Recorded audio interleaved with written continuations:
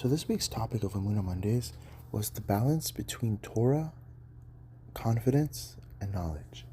And before we begin, the class is dedicated to two names, so please have them in mind. It's in honor of Leule Nishmat for Yosef ben Devora and Gabrielle Masauda Batsara. May both their neshamas have the ultimate aliyah. So the topic of the balance between Torah, confidence, and knowledge. The reason I chose this topic was because I noticed that there's a correlation between every single one of those things, being Torah, confidence, and knowledge. But the thing is that it's not the typical way that it works for everything else. So for instance, confidence comes with knowledge. Like a person that has knowledge naturally should be able to reach the stage of confidence. And what does that mean? It means the more knowledgeable somebody is on something, the more confident they are in sharing it or operating, or doing what they do. They don't really need the support of everyone and all this stuff because they know. It's like somebody that knows a lot about the gym is confident in expressing or sharing. Why? Because they have a lot of knowledge on it. And vice versa. That goes the same way. Like confidence typically comes with knowledge, and knowledge typically comes with confidence. And that goes for everything in the world. But the crazy thing is that the minute you add Torah into the equation, the formula no longer works the typical way. So what does that mean? It means that typically, the more you know, with knowledge comes confidence. But with Torah, it's completely different. Because the truth is, anybody that learns Torah can vouch for this. So the more Torah you learn, the more you realize how little you know. And I'll repeat that again because it's a very deep concept of the more Torah you learn, which means the more educated you get on Torah, on any Torah topic, the more you'll realize how little you know about that topic. Because it's never ending. It's so deep. And with that, you then ask yourself, then how does one maintain all three, being knowledge, Torah, and confidence? It seems like it's the thing being added to the formula that throws it all off.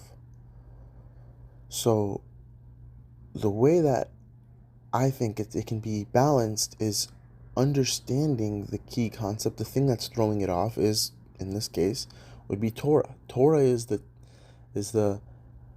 factor that's twisting the whole formula up. So you should then dive into that concept. Dive into that one thing, which is Torah. If anybody understands the way that Torah operates, and the reason that it's around is very clear. Many people say, oh, Torah's for morals, Torah's for this, Torah's for that. It's all these different things. It's for knowledge. It's the secret to everything. It's the blueprint to life. All are facts, but it's also it's there for one thing. One really specific thing, and it's to eliminate the ego. When you think about it, many people's opinions of when Adam ate from the tree of knowledge, what was it? It welcomed ego into the world. It implanted ego in himself. And that's why he hid when behind a tree, because they were naked and all that stuff. It's because the ego kicked in. Self-centeredness, all that stuff kicked in.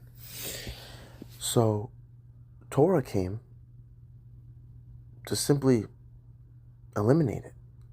And if you think about it, the fact that you can learn more Torah, the more Torah you know and educate yourself on, the more you realize how little you know.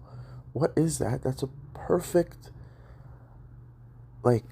system to eliminate the ego. It's a perfect recipe to eliminate the ego. Why is that? It's because you can't be normally, typically, yes, with knowledge comes confidence. And you have rabbis, you have people walking around that's like, oh, stump me.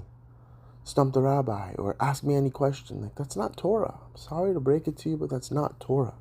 Because that's very egotistical to come around and say that. Oh, stump me, like it's I should now think of out of the box things to stump you on. That's not Torah. That's not what Torah is. Torah is not just a book. Torah is not just sitting down in the yeshiva, and Torah is not just any of those things. Torah is a way of life. And the thing is, whether you learn from a book or sit in a shul or go to school or get educated on it does not make you any better than a person that's never done any of those things.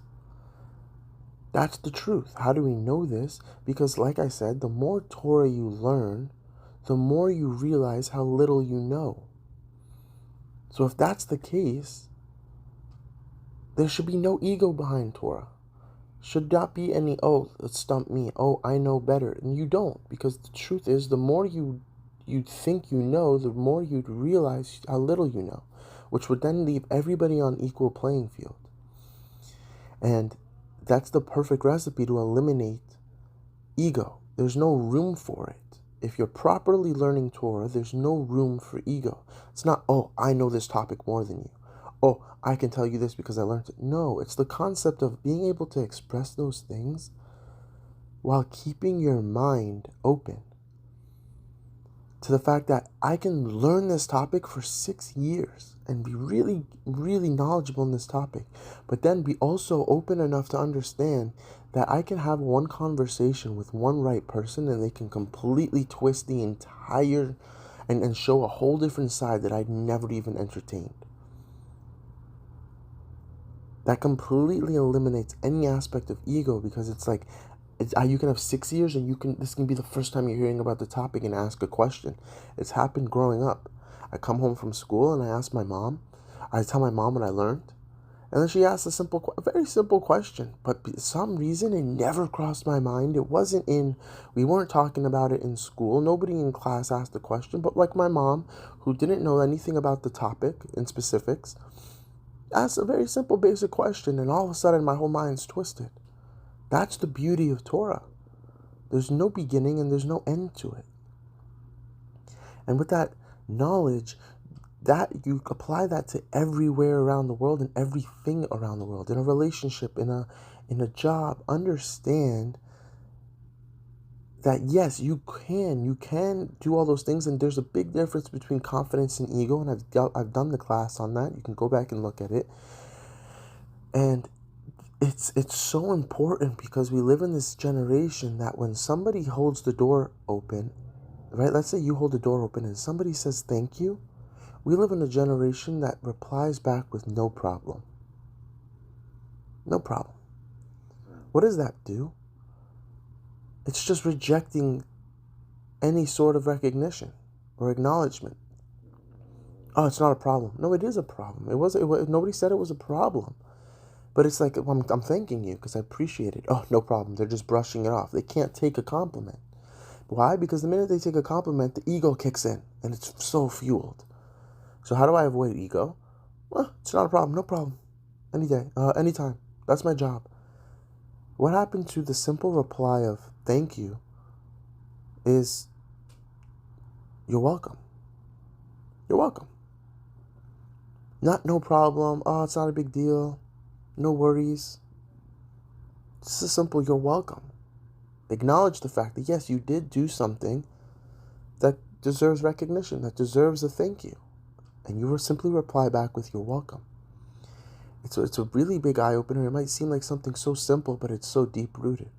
People are constantly fighting the concept of ego and thinking confidence is it. Mitigate and eliminate confidence, and that's how you'll beat the ego. And that's not true. That's how you instill depression. That's how you instill a lack of gratitude, because you're steering off of recognition. So I hope this topic opens a lot of people's minds and understand that there is no beginning, there is no end, and you're doing a great job and should just genuinely keep moving forward. So again, Lulei Neshma for Yosef Ben Devorah and Gabrielle Masao de Batsara. May both their neshamas have the ultimate aliyah. See you next week.